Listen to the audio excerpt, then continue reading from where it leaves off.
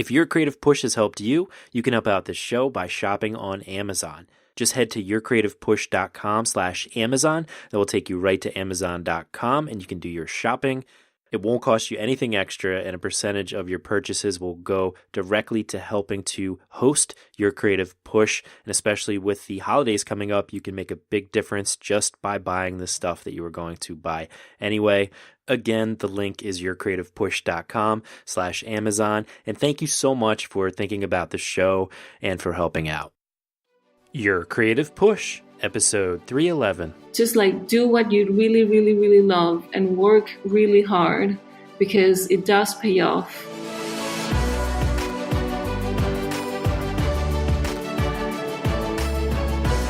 Welcome to Your Creative Push, the podcast that pushes you to pursue your creative passions. I'm your host, Youngman Brown, and my guest today is Frannerd. Frannerd is a Chilean self-taught illustrator who used to live in Hastings but now lives in New York City. And that's actually where the conversation starts today. We were talking for a long time today, which I'll get to later, but we were talking for quite a bit before the interview started, so we jump right into it, talking about her recent move from the United Kingdom to the United States, and we also talk about the way in which she burns herself out before drawing the line and allowing herself to rest, and her constant battle with feelings of guilt for working too much or too little, something we can all relate to, and how she needs to give herself more self-love and treat herself and talk to herself the way she would treat her best friend. Fran also discusses how to know the difference between urgent and important and the way in which ideas go from one person to another. She also talks about her graphic novel About to Leave and how that came to be, and the way in which big projects such as graphic novels force you to face those things that you don't know how to do and also to emerge at the end like a new person. Fran also dives into the way that she gets ideas and the way that she realizes whether an idea is important enough to share with her audience by taking notes while she's out in the world and holding on to the ideas that she feels really resonates with her and also the ones that make her feel awkward. Fran and I also dive deep into the idea about friendship as adults, something that she has thought about for quite a while and even wrote a book about it. She also talks about balancing her work and projects amongst Instagram, YouTube, and Patreon. And finally, the rules that we all make up in our own head about social media and how and why she made her YouTube channel, including inspiration from Art Attack. So this was, like I said, one of the longest conversations I had, and that is my fault because I had some computer issues.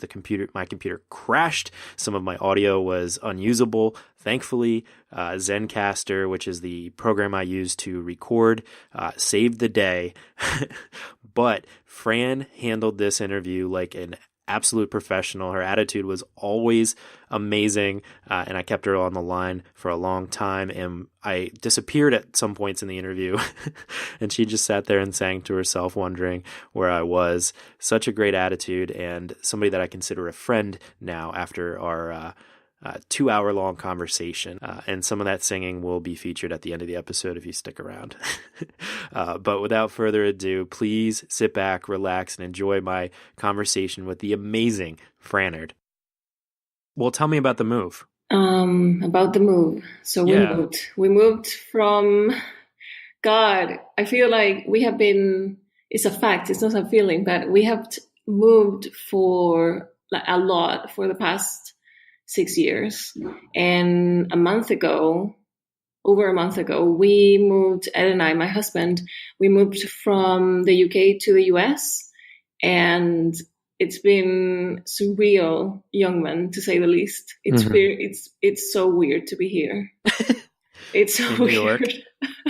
New York's best, especially New York, because I come from Chile. I was born and raised there, and I'm sure that a lot of people feel very familiar with the fact that I grew up watching movies like being filmed and set in New York. So it's very surreal for me to be living here. And I know a lot of people, I even have like very dear and close friends that I grew up with telling me that their dream was to live in New York. And it's so surreal for me to be that person who is already like living here. It's just living that dream. I know, and like another person's dream is very surreal. But every time I go out, even if it's for a very boring thing like going to the bank or to do some errands, it's an exciting thing because it gives me the chance to get to know the city. And it's just very, I feel so grateful to be living here. I would also imagine that, like, as a creative person, just being thrust into a new atmosphere, a new environment has to do crazy things for your creative antennas. You know what I mean? Like, I'm sure you're seeing a lot of new things. So, like, how do you balance the idea of getting all these like kind of new inputs, all these new things, all these maybe new ideas, all these new people that you're seeing? Like, that has to be so crazy to see. And also dealing with those feelings along with like adjusting to life and just trying to adjust to just getting settled and feeling settled as a human being. Oh man, I have so many things to say about that. First of all, I guess the first feeling I had, it was just feeling really, really horribly scared of moving because I know how expensive New York is. I know how competitive it is. And just like going on a subway thinking all of these people is working their asses off. They're working so hard to thrive and and be successful. It's like putting a rocket on your butt because you're okay. I need to work my ass off as well because there's so many people who are trying not only to do the same thing that I'm doing, but it's so inspiring to see people working really hard and getting up really early and working up until like really, really late at night. So it's really scary, but it also fuels me in a way to be more creative and to work like harder. At the same time, settling down, if I'm already, I have no idea, young man, if I'm settled yet, because for the past couple of weeks, it's been really frustrating. Just the idea of feeling incredibly guilty of not being so productive as I used to be in Hastings. So the idea that, for example, I didn't have a desk for a long, I mean, to me, it's a long time, but it's just a couple of weeks, but not having a desk, or how incredibly hot New York is right now and so humid. I'm not used to this weather. I come from... This is bad right now. This is horrible. So I was being so tough and like harsh on myself, like, oh, you're supposed to do so many videos and updates on Instagram and illustrating and taking notes of all the things that you're feeling right now, because this is the thing, this is the content that people love to see when you move around, when you arrive to a new city, especially New York. So I was feeling super, super guilty, and I forced myself to work because I really wanted to get back to work. And way before moving in Hastings, we had to sell all of our furniture. So I haven't had a steady routine and like a creative process in such a long time. So I was craving to get back to work. And it was the worst mistake, young man, because I forced myself to work. Even though I really wanted to, I didn't realize I was mentally, it was weird because I was mentally ready, but physically super tired. And I poured a whole glass of water on my computer. And then I'm like, what is wrong with me? So I feel guilty because I wasn't being productive. And then once this whole thing with my computer happened, I feel incredibly guilty of not just being a really bad reader of myself. Like I didn't check in. I didn't realize how tired I was. And it wasn't until I poured a whole glass of water on top of my computer, oh my God, I am tired. I guess I should rest now. And that's something that I really need to just pay attention, because, and this is, I'm sure you deal with this in some way as well. But since I love what I do so much, sometimes I'm not very respectful of myself and where I draw the line and say, okay, I need to rest, because I could work a lot and just like not pay attention of how tired I am. And that's like an issue. If I can open myself to you and be super vulnerable, it is an issue just to burning myself out a lot and not realizing until it's not too late, but when it's late. Right. Well, I appreciate that so much. And I think a lot of people listening right now will definitely agree to that, especially people that have other jobs and so many other responsibilities. They just let it go and go and go. And then when you add on onto that, like literally relocating yourself, and then trying to still have that same identity, because I think so much of your identity is rooted in where you live, not just like the location and the people that you're surrounded by, your friends, your family, or just like the community that you live in, but then like the country. And then also then you move to a different country and you have to kind of redefine yourself. And you know, like you've sold all your furniture, now you have to buy new furniture, you have to like reset everything. It's like such like a reset of life, like a rebirth. And then you go and do something like spilling water on your computer. It's like a baptism, you know, like spilling that water on, it's like a baptism of, okay, all right, now it's all completely reset now. Like now we got to really go forth into life in this new place and figure out who I am now. It's literally like a resetting. I couldn't phrase it better. Thank you so much, young man. Yeah, you said it exactly. And it's horrible because I am dealing with this like vicious circle of guilt that I can't seem to let go.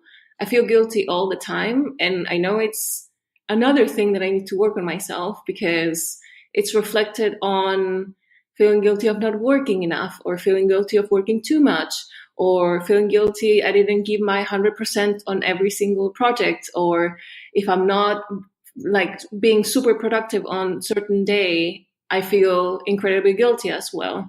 And I remember my brother once, he told me he's like a business man, and he gave me a super useful advice. Actually, he said, Fran, you can't expect to be at full capacity all the time. Like it's not even doable. It's not even possible. But if you're not a machine, so you have to understand that throughout the year, there will be times in which you're going to be at 100 or like 90%, but you also need time to be just like quiet down, so to speak, like to do research or to just do more admin things. And I think all of us in our creative work or job, we do have those days throughout the week, even when we have days that are more admin or more like replying emails or going to meetings. And we do have days, at least in my schedule, there are more like drawing and painting. And I do feel more like an illustrator in those days. But yeah. Well, by the way, I think since you've moved, I think you're off the hook. Like you don't have to like answer to any of these questions. I think it's a very unique situation. And like I said, it's like figuring out who you are as a human in this new place. Like you have to figure that out first before you can kind of get to like the creative realm. But this question is like more for like your past lives or like once you've been settled, has that guilt always been there? Like when you don't get to something, or how do you know when you're not getting to your work enough, or like when you need to be more hard on yourself? Do you find that balance figures itself out? Oh man, I think that balance is so tricky, and at least it's something that I haven't figured out yet. I do wonder how people do it, because it's something that I actually illustrated on an Instagram post that I did recently, that I'm very like kind to other people, but not to myself. In some way, I feel a huge relief when I notice that a lot of people are like that. But I do wonder how are people with themselves, because young man, I am such a bitch to me, like to myself. I am the worst. I'm such a bitch to myself too. I'm an asshole. Like if for example, if I will listen to someone saying the stuff that I say to myself, I will hate that human. I will hate that person. So I have no idea why I'm so harsh and just like horrible. I'm trying to start listening to that voice saying, would you say that to a friend? Would you say that to, and a specific name, for example, my dearest friend, Christina, like, would you say that to Christina? And I'm like, no. So I'm trying to have an inner dialogue from now onwards, trying to have a better understanding of that same balance you were talking about. Like, okay, is it okay to feel guilty about this? Like, really? Because for myself, it's so surreal. But for example, clients or commissions or my followers or my patrons, in my mind, I tend to imagine them more in a more harsh, like in a more strict way. Like they will never understand, for example, or they will love to see the video tonight. But then if I think about that again, it will be like, no, of course they will totally understand if the video is not like it's tomorrow instead of tonight. They're humans, they're kind and they are generous, and of course they will understand. But I don't know why in my mind everything it has to be more. I guess it's perfectionism what I'm dealing somehow, which is silly because I love when people are just full of flaws. Is that geared towards your work or towards deadlines for things? Because the other day I had to reschedule my 300th episode just because my sister and I made a children's book. Nice. And Amazon was giving us some shit about it. So we had to I wanted to make sure that it was up and available for people if they wanted to get it before the episode aired. And I'm like, oh gosh, like it's been, I don't know, maybe like 2 years since I've had a week where I didn't post an episode. And I was like, well, people understand. I imagine all these people like just picketing at my doorstep, like being like, no, like I don't know, like drug addicts or something. Like I needed the creative push. Like, but then like it's really no big deal. Like, and I just shared a couple other links. Like, here's some other sources where you can get some good creative pushes if you need it. Yeah, you can get your fix if you really need it. And it was fine, and nothing happened, and nobody wrote anything negative about it. And they're all like, "Oh, can't wait to hear it." Exactly. And these past couple of months, I've also tried to work on, for example, what is urgent and what's important, and trying to figure out, okay, is this really something that I need to work on right at this second? And also, if you, the person who is listening to this episode, is wondering, for example, a question that it's always super useful to ask is, who can wait? Because there's always someone who is going to be okay waiting. But in my mind, usually, I mean, in the past, not so much right now, but I used to think that no one could wait. Like everybody needed that something that I was working on immediately, right at this second, today, not tomorrow or the week, no, today. And it's so silly to think that, because there's always someone who can wait or who will understand, and knowing the difference between urgent and important as well. So what is that difference? For example, I learned that what's important, it's something that you need to work on in a long-term process. So for example, something that you want to work, I don't know, like your vision or a goal or a mission. I know that at least in Spanish, those are two different things. That something you want to work on the long term, and something urgent is, for example, something that cannot wait, and it's for something that it's an immediate result. So there's a couple of examples, like going to the dentist is important but not urgent unless you're I don't know, have a cavity and you're going to die because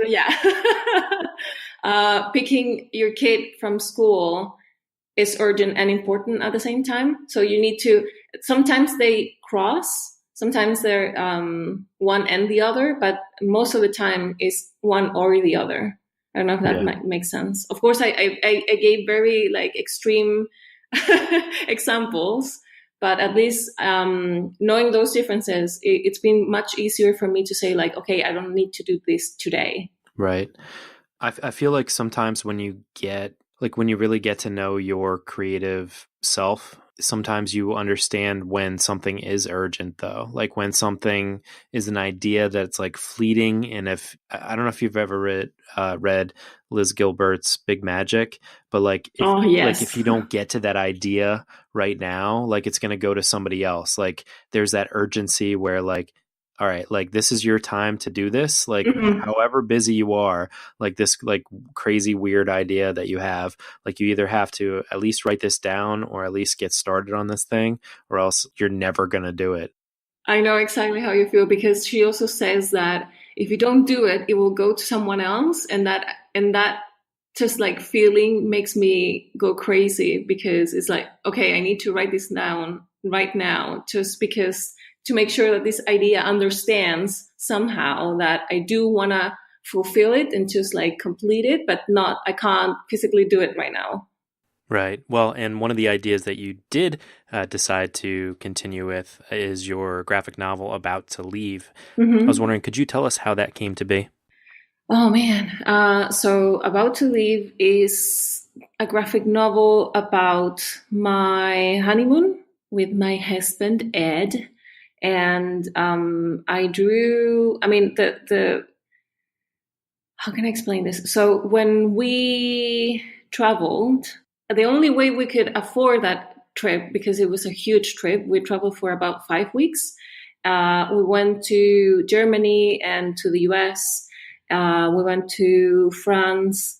And the only way we could afford the trip was staying at friends' houses and like couches and stuff like that. So it was a very, how can I say this, very informal or very casual honeymoon. It wasn't like staying at hotels and like having really fancy dinners. It was just us walking all day, staying with friends. It was really, really nice.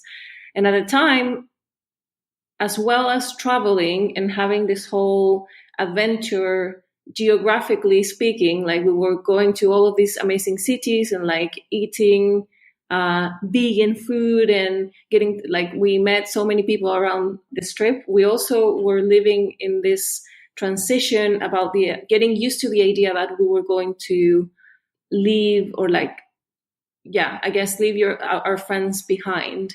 We were in the process of Ed was applying to a master's degree back then. And since we started dating, we had this idea of living abroad. And this trip sort of confirmed the idea of us moving.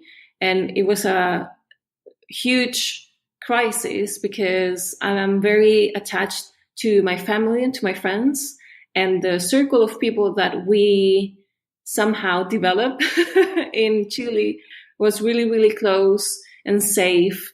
And it's really hard to get used to the idea that you're not going to be surrounded by those people anymore. So that graphic novel is not only the process of this transition, not only geographically and being exposed to different cultures and like beautiful cities and lakes, and just everything was so stimulating and wonderful, but also a huge process inside. So that's why the graphic novel is so important to me, even though I made it so long ago. Sometimes I flick through the pages, and maybe it happens to you with all like text and stuff. It's like, oh my God, I'm so embarrassed about this drawing, or my style has changed quite a bit since then. So I look at fondly with a very warm, fuzzy feeling inside, but I also look at it. I mean, like I flick it through and I feel really embarrassed. So I have, that was the worst description of a book ever, but yeah, that's About to Leave. No, it's a great description. And Yes. that's why it's so important to sketch so you can get those memories down, but also to save those sketches so that you have kind of a timeline, a yearbook, so to speak, of your memories that you can kind of look back fondly upon. I wonder, what lessons did you learn from that going forward with your new graphic novels?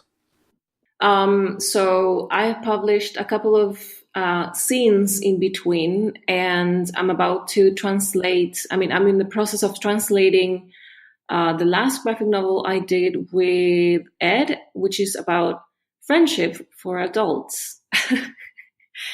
I don't know, man. Like every time I go on a long-term project, which I totally suck at, by the way, like just managing time in a long-term process is such a different thing because I'm so used to managing very short-term projects that if I work on something more than 2 months or like even a month, I go crazy.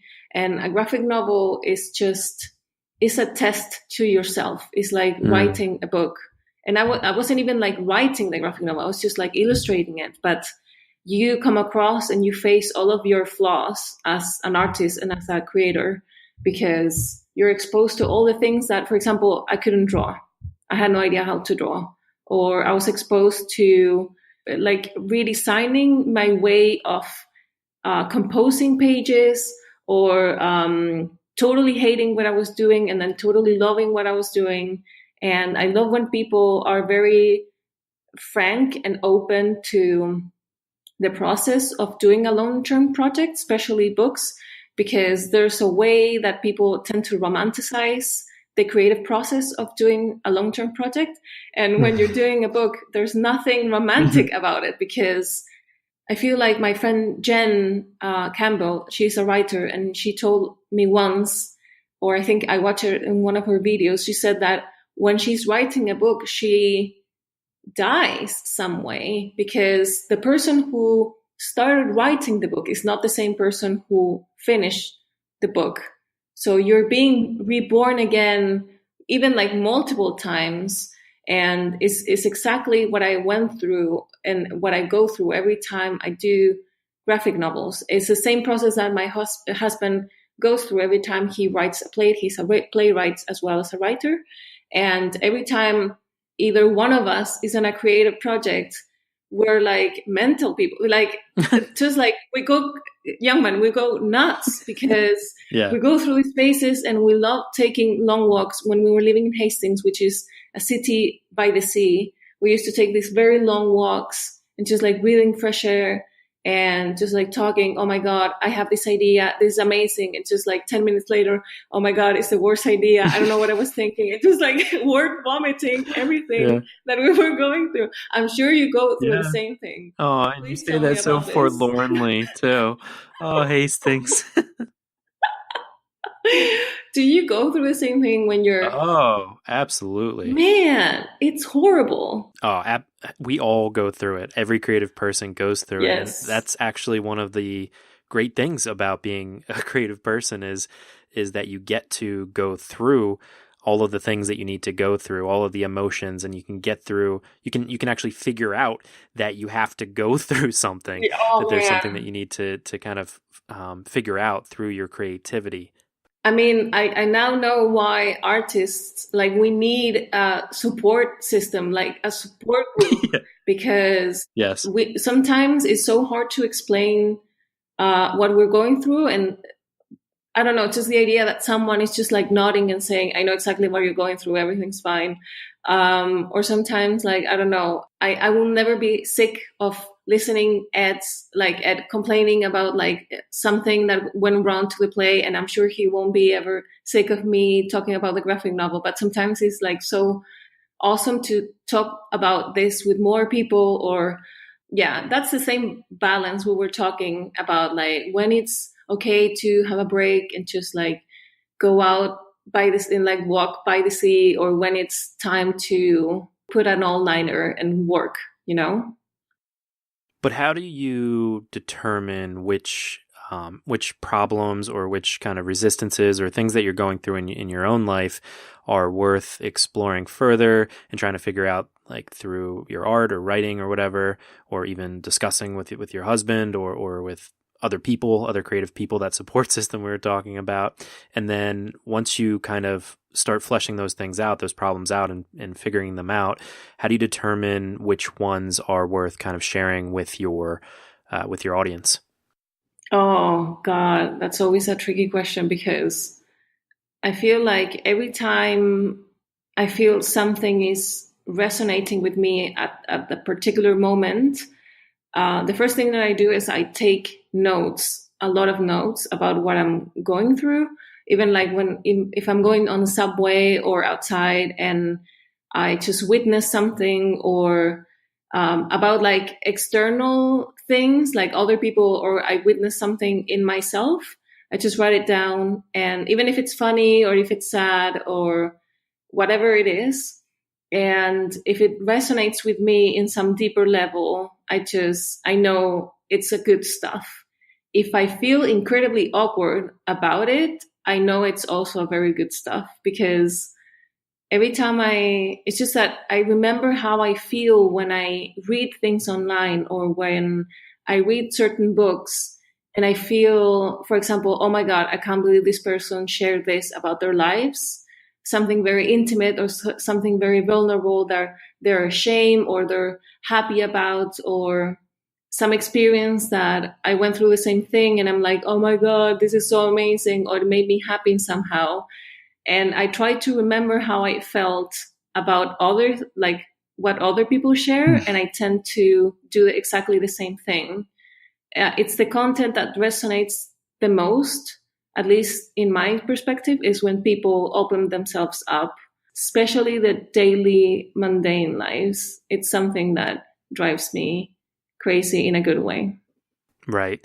And I think that's the thing that drives the most people crazy, are those mundane things that just tear you apart, like things that only married people could understand, or things that only cat owners could understand. Exactly. But how do you hone in on the things that drive you crazy, that resonates with your audience, with other people? Because I think a lot of times for creative people, when they kind of put themselves out there in a vulnerable place, or they find something mundane that does trigger them, for example, and then they put it out online, it's almost like a happy accident that the audience resonates with it. So does it just take practice, or how do you actually hone in on the things that you know are going to resonate with your audience? I guess you never know how relatable the content is going to be until you publish it. But I also try to journal a lot and realize if there's a pattern in which about the things that I'm going through or the things that I'm feeling. I also talk to Ed a lot and my friends, and then there I can see patterns or things. I try to test the content before doing something about it. But for example, on like long-term, because I always imagine every time I talk about vulnerability and the things that I'm sharing, I think about Instagram and the things that I post there. But on long-term projects, the idea of the friendship book came up because I realized there were no books about friendship for adults. And there was one time in particular, I will never forget, I went to Foyle's, the bookstore in London, and I asked the salesperson if they had any books about friendship. And they were like, yeah, in the kids section, there's a ton of books. And I'm like, no, you don't understand, books for adults. And the person looked at me in the most bizarre way, because I think he thought I was a very dysfunctional human being. And he was like, no, we don't have any friends. I mean, like friendship books, but we do have all of this aisle of books about relationships, like romantic relationships. And I'm like, no, it's just friendship. And he said like, oh yeah, there might be one book in philosophy, like the philosophy section, but it's more like a reflective, just like talking actual what is wrong with the friendship, or like how to make friends when you're an adult, etc. Right. And I realized like talking with friends is that it is a common problem. But the thing is that you assume other people don't have the problem because we're all adults and we're supposed to know exactly how to say sorry and how to make friends when you're 30 something. And since Ed and I have moved a lot like every 2 years, at least in this past 6 years, it's really hard to make friends. And we notice that because we have a ton of friends in Chile, but it's like, okay, when you're new in a city, how do you approach people, not in a creepy way, and say, hi, can we be friends, without sounding like a total freak, you know? Mm-hmm. So we started doing research and reading actual scientific papers and investigations about friendship and adults, and why no one is talking about this, and why is it so hard to open yourself up, and why society has trained us somehow in the working, for example, environment, that you can't be vulnerable and you can't expose yourself and you always have to be protected. And that, of course, make things harder. But it was only because I opened my eyes, but also I deal with the same thing about like friendships and things not working out and learning how to say sorry, that I said, okay, this is something that I can put my creative juices into this, and we can actually make something really useful for other people. So what is the trick then? What is the trick for friendship? Yeah, to find new friends. Because I was literally talking about this like 30 minutes ago on my way home from work with my friend from college, because we are going to our college homecoming in 2 weeks. And it's our 10-year anniversary. And we're just like, what happened? First, my friends don't listen to this, so they won't be offended. But what happened to our friends? Like, why did our friendships fall off? Why are we the only two going to homecoming? And why is it so hard for adults, for people that are 30 years or older, to find other people that share similar interests, and to also develop new friendships where the person actually like cares about what you're up to and your well-being? I guess, oh man, it's a mixture of many things, but mainly I guess it goes through people not having enough time to invest on new friendships. Like, everybody is focused on having a good job or like thriving career-wise and being successful at what you do professionally. They all want to find a good partner in life, like romantically. So, or like finding the perfect flat, or even like having kids. And I guess people, it's sad, but it's true that people don't have time to invest a new friendship. And that's why many people are still having many friends from school, or like very older friendships, I guess. But what I read is that, for example, this is very interesting actually, female relationships, so friendships between women, they tend to be better in duets, like as one-on-one with other friend. But male friendships, for example, it's always on groups. So that was really interesting to read why, just like the scientific investigation of how friendship works was really interesting.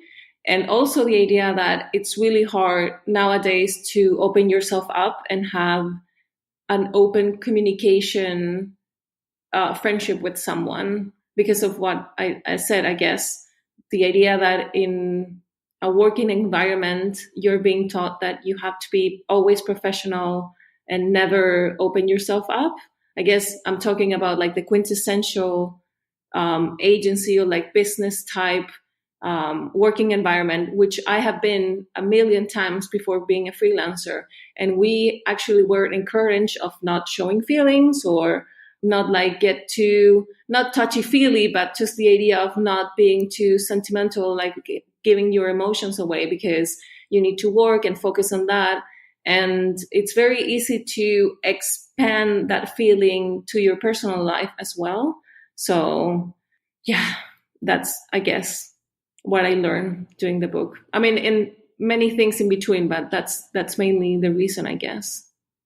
Yeah, I mean, just like everything else, I guess it requires balance, which is a question I wanted to ask you was, how do you balance especially recently, your client work versus your shop versus Patreon? Essentially, what's going on in the world of Fran? In the world of Fran is crazy. Right now, so for the past couple of, I think 2 years, I decided not to take commissions from clients because I wanted to give that idea a go. In the beginning, I was like, this is crazy. I don't know why I'm doing this, but I really wanted to focus on my own projects. And right now I'm trying to balance my life between creating illustrations for my social media, for Instagram and for Twitter, and also YouTube videos. This like that's somehow like a inner crisis that I have, because I put so much effort and time on YouTube, but I don't feel myself like a YouTuber. But I feel like I noticed that a lot of people get to know my work because of my videos, and because I share so much about my creative process and what I do every day. So most of the comments that I get across social media is people being really thankful and kind to the videos because they help them some way go through something bad on their lives, or some like weird just like period on their lives in which they didn't feel motivated or they had issues with creativity. So I feel like even though I don't feel a YouTuber myself, I love what I'm doing with the platform and all the, if somehow I feel sometimes I don't believe it that much, but if I'm helping someone, it's awesome. And I guess answering your question, because I went on a tangent, with Patreon, I was telling this to a friend, but I'm living somehow like a luxury, like a very luxurious life, because even though sometimes I do accept commissions from clients I really want to work with, most of the times, if not practically all of my year is spent on the projects that I really want to focus on. And I have never had that in my entire life. Like I've never done this before. And the idea that I can now take the time, for example, to do research. I remember that in the past, for example, for About to Leave, or on the friendship book, in the friendship book, I already had Patreon, but in past projects like scenes or in About to Leave, I remember I couldn't have time to do any research. I just did the research on the go. And now part of my creative process is to do research, which is something that it's all thanks to my patrons and the shop, because now I can give myself that luxurious time of, okay, I'm now, for example, going to practice with watercolors or only with wash paintings, which now I'm obsessed with, or I'm going to read books about business, or right now I'm reading about Tove Jansson, the creator of the Moomins. Nice. And I found her life fascinating. And every time I see pictures of her in her studio, I completely like fell in love with her. But it's something that having Patreon and having my online shop changed the way I approach creativity and my working life in such a 180 degrees completely. Yeah, it's so nice to have Patreon, and Patreon is really evolving too. Yes. But it's nice to have people who are, super fans of what you do, and being able to give them something extra, but also have this kind of direct connection between you and your audience, as opposed to having this this man and this gatekeeper that tells you, okay, yeah, you get to create this, but here's the set of rules that you have to abide by, or you have to mention this product or whatever. Yeah. That's not what it's supposed to be like. You know what I mean? Yeah, I know exactly how you feel. And also I feel really scared because I have never done this before, and I always saw illustration like in the classical way of seeing illustration, like you're supposed to work with clients and with agencies, and you're supposed to have an agent. And now, since I took this other path or this other way of doing things, I feel like, and I'm sure it happens across all careers now that are based on social media, I have no idea what it's going to be my life in 2 years. And I feel like, oh my God, my life is so unstable. I have no idea what I'm going to do, and what happens if all the patrons leave and stuff like that. But also seeing all of like other friends with very stable, like quote, stable careers, like very traditional careers, they also are going through like quitting their jobs or not, for example, working on the same job for more than 2 years. So I guess we're living in a time in which no one is doing the same thing more than 2 years. Not like our parents, for example, they used to work for decades in the same position. Right. So I guess no one is living a stable career nowadays. And that is some way, even though it's really, really scary, because there's this whole uncertainty that we have to not only get used to, but deal with it. But it gives me a huge sense of relief. It's like, okay, I'm not the only one. It's just that we're all in this generation right now in which none of us are having super stable careers. I'm giving all the quotes right now, baby. All the quotes. Do you feel like that as well? 100%. Yeah. Everything is changing and we're all in it together. We're all these explorers or astronauts. Guinea pigs. Guinea pigs, whatever you want to call it. We're all together trying to figure it out. And that's what makes it really scary, but also what makes it very exciting because we're able to take the world for ourselves, and escape the previous system that doesn't really have its arms wide open for everyone, willing to bring you into its hug, Yeah. And even though it's easier though, with Patreon and stuff like that, you still have to work for it and you still have to ask in order to reach that escape velocity. So it's not just the artists trying to figure it out together, but also artists and patrons trying to figure it out together. So have you had any experience like that with your patrons? Absolutely. Yes. It was actually a question that one of my patrons asked me last week. I remember she asked me, what does it feel that whatever you do, someone is going to buy it, even if it's one person? And I felt touched by her comment because and that's why I know that saying grateful is such a used word, but I truly feel so grateful that because she was saying whatever you do, someone is going to love it no matter what happens because we love what you do. And I felt so overwhelmed all of a sudden because I never want to feel it's nice to feel that someone has your back like a safety net, but I never, and this might sound so wrong, but I never want to feel safe enough or comfortable enough because I want to keep working so hard to make these guys proud because they make so much for me already. And I feel like I'm in total and absolutely eternal debt because to them, I owe them so much for what they're doing. So, and I was thinking, I want to talk about this with you, but what do you feel about social media and different careers? Because I was talking to a friend, he's a musician and he's a jazz musician.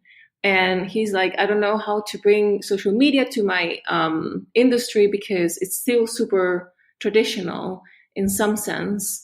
And I was like, I don't know, man, just give it a go and try and risk it and see what happens, blah, blah. And especially when you have sponsors or giving you instruments and stuff like that, they expect you to promote the instruments or whatever.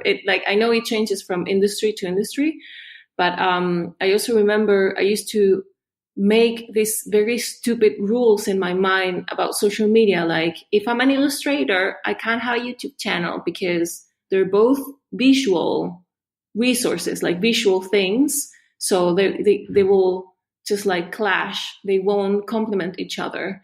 And I was just thinking about this when you say about social media, how we work about it and how to make it work or how to take a leap and just do something, even if you think it's not a good idea or just try it or whatever. And I feel like I remember how I felt about YouTube at the time. And in the beginning, I thought it was going to be such a bad idea to have videos talking about illustration. And now I'm so happy I did it. So did you, in your career, feel you had these stupid rules about things you're not supposed to do, and then you realized it was just something in your head? Well, not just something in your own head. that's the whole point of this podcast, is getting past those stupid rules in your own head. Amazing rules. Yeah. But also getting, okay, so for example, YouTube, since you mentioned it, especially when I started out on the podcast, I listened to a lot of podcasting podcasts, about literally how to podcast. And one of their major tenets was don't post podcasts on YouTube. Yes. Don't just have the audio. Basically what I do, since I ignored them, is I post the episode up on YouTube. It's just the audio with the art. I mean, a quote. But wait, Youngman, sorry, why is that? Why you're not supposed to upload the audios? Okay, so what all the podcasting, quote, experts say is that people won't be engaged. Like YouTube gives a lot of really awesome statistics, like the amount of time that somebody watched, like their gender, their age group, like when they stopped watching, stuff like that. So all the experts said that, basically once people click on your link and just see that it's just audio, they won't be as engaged, and they're just going to like click away after 10 seconds. But they were wrong. People are listening and finding your creative push via YouTube.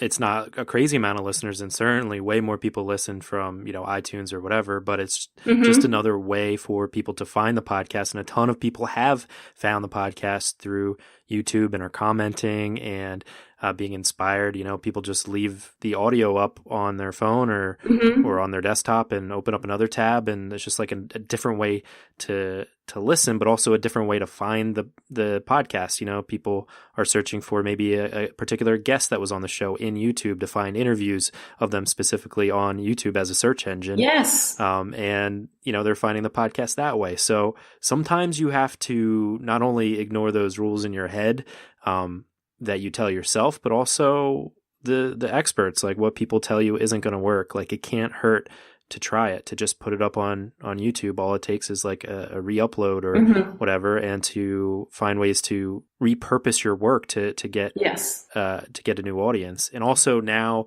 I have like YouTube experience where I know what it takes to upload a video and to look at the different statistics and analytics and stuff like that. And I'm also now excited to put my face on YouTube and do like shorter videos and find the audience that way.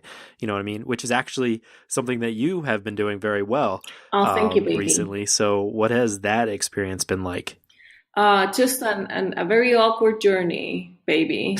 Just like accept myself and my face and editing the audio and just like accepting my accent and just like being more open to show my life to people just in a visual way, because when you illustrate, you are editing in some way some of the things, or you're accentuating some other things. But when you're filming, it's just what it is your face with no makeup or just woken up, and is your messy desk. And I'm trying to be super frank and real about how my life is, but at the same time, I'm trying to share how I see the world through my eyes with other people. And that's a very nice experiment to just embark yourself.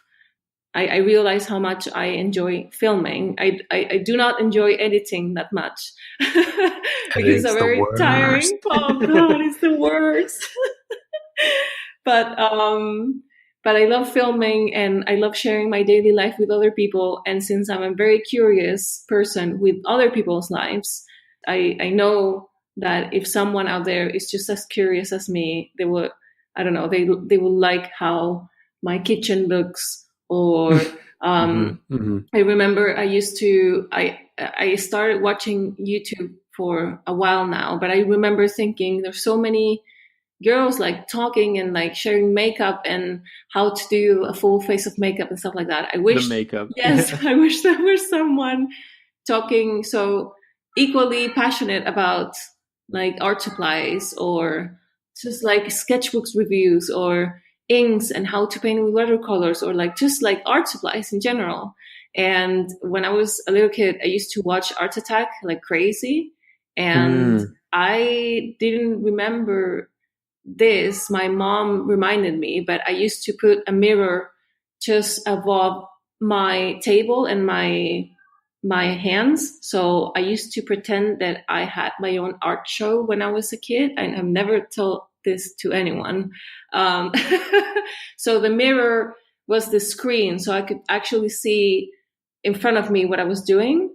And I just love the idea of sharing how to just like create things with your hands with people. That sounds very strange, but that's how, in some way, the YouTube channel was conceived. That's so cool. Origin story. Yeah, Art Attack was the shit. I loved it. Yeah. I mean, not most of the things, but a lot of things. I learned how to just like share the passion of art supplies and just like PVA glue and paper, and how to do like shadows or how to draw a box and like stuff like that with someone. I had no idea this was like a thing. I thought it was just like a nerdy random thing, and then I realized there was a whole show with seasons, and it blew my mind. Plus, I watched the show in Spanish, so I realized when I moved to the UK that this guy apparently has an amazing accent, and he was very funny, but I never listened to the accent because I watched this show in Spanish. And yeah, that's a fact for you, young man.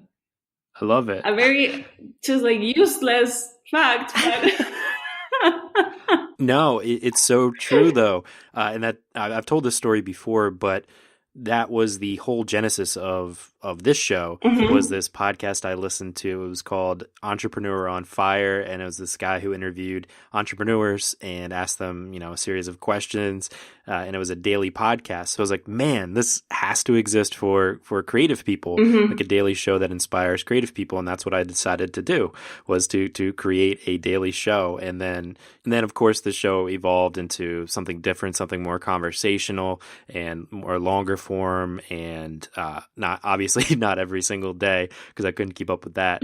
But that's how you start. You get inspired by something, and you see how you want to kind of shape that thing into something that you want to see in the world, and then you just make it. And it's super. I'm always trying to encourage people to make their own podcasts. So here I am doing it again. If you want help making your own podcast, definitely hit me up. I've helped people before, listeners of the show, and I'll help anybody that really asks for advice. I'd be happy to jump on a call with you and help you to make your own podcast. Just hit me up, youngman@yourcreativepush.com, and we'll talk. You're so generous, young man. Oh my God. You are so generous. I am looking at the clock now. We have been talking for a long time. Oh, yeah. I'm so sorry for keeping you this long. I love talking about this. Yeah, it's very important. So anytime, really. But I can't let you go yet without giving the final push. And that's where I ask you to reach through the microphone and grab the shoulder of one of the listeners that you've already really inspired today, and just give them your best final words of advice and really push them to pursue their own creative passions. Oh man, the final push. This is like when you're giving birth. A very disgusting metaphor, but whatever. The miracle of life. Anyway, I'm rambling because I'm really nervous. Every time people ask me like the ultimate advice, I never know what to say, young man, because there's so many things that I could say, but I feel like when you do the thing you really, really love, that's the most, I think, awesome push. Just to my ultimate push is to go to sleep knowing that I did what I love, and I gave not always my 100%, but I gave it all. And it's so nice to share that with people.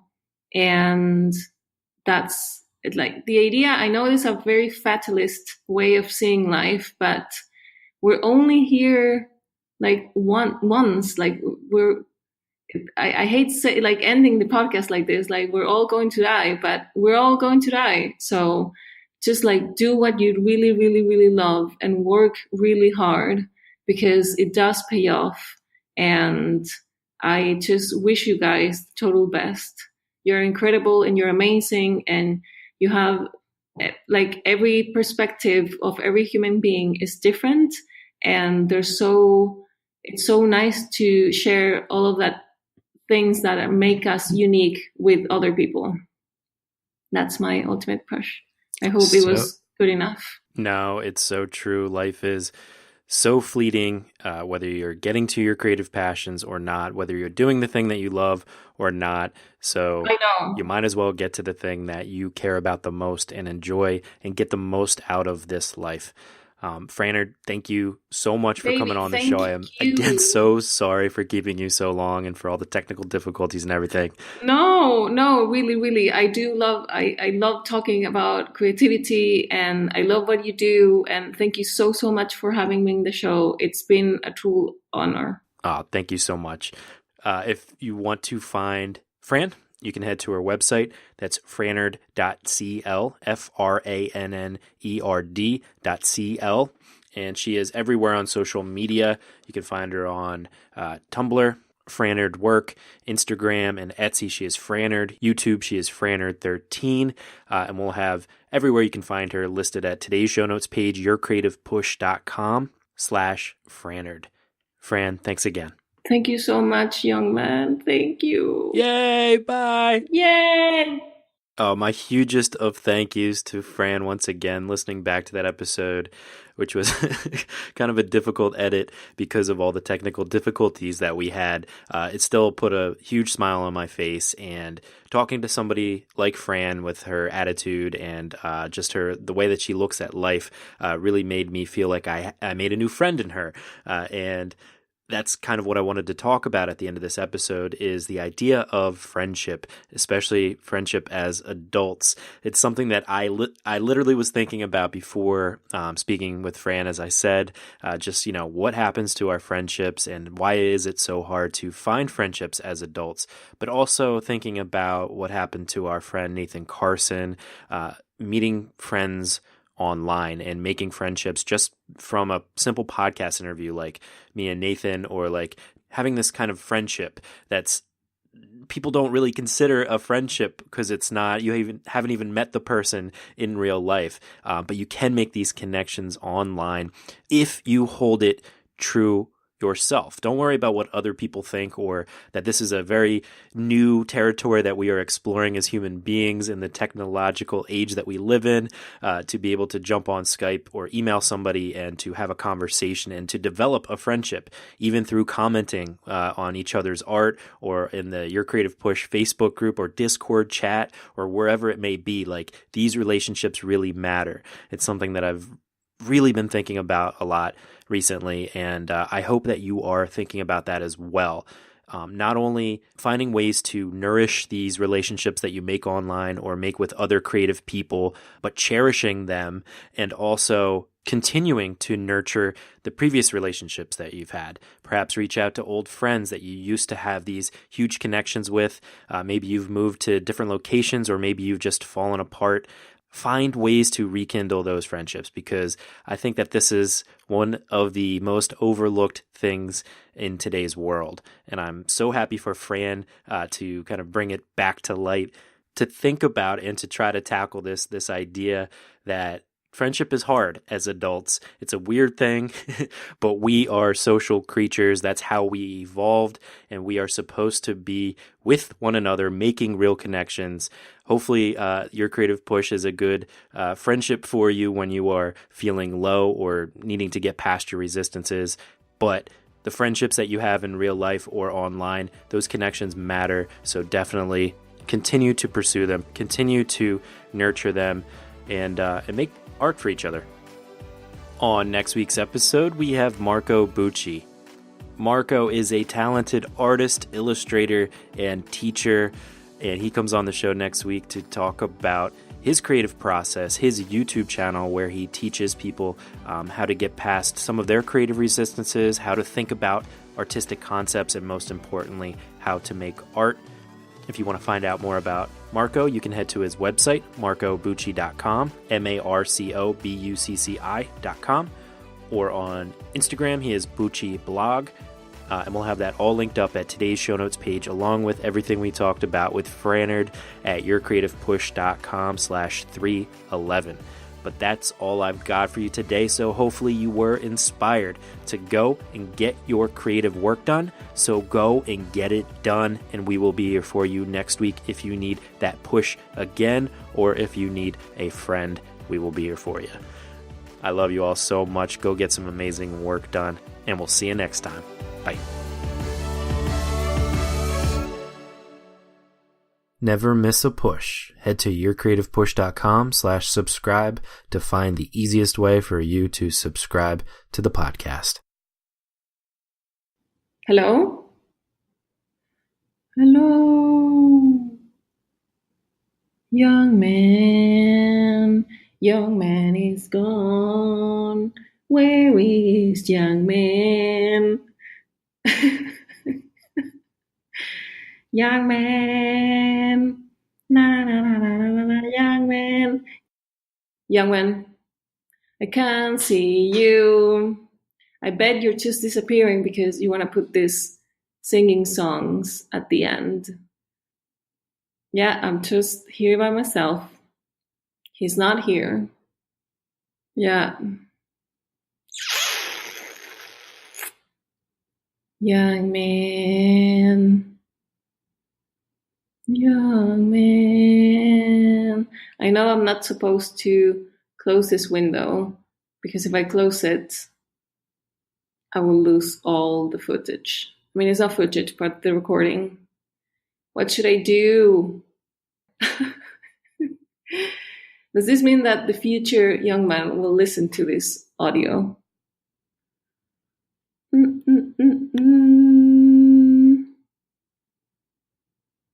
Young man, where are you? I just wonder what you're doing right now, dude. And the thing is, I don't want to be silent because I feel like you're still listening somehow in the future. So we just keep talking endlessly. Aimlessly? Yeah. So why can I talk by myself? I'm sitting on this chair. It's really hot. It's 11 o'clock. I am not sleepy, and tomorrow I need to do so many things. I'm meeting some friends. I'm having coffee with them, and I can only think about the heat, actually. I can't think of anything else. This is actually very depressing because I am completely alone in your podcast. Like, this is, I mean, when I woke up today, I never thought I was going to be doing this by myself, completely alone. This is insane. You're here. Are you here? You just log in. Young man. Young man. That is actually a really, really nice name. Young man. Are you there?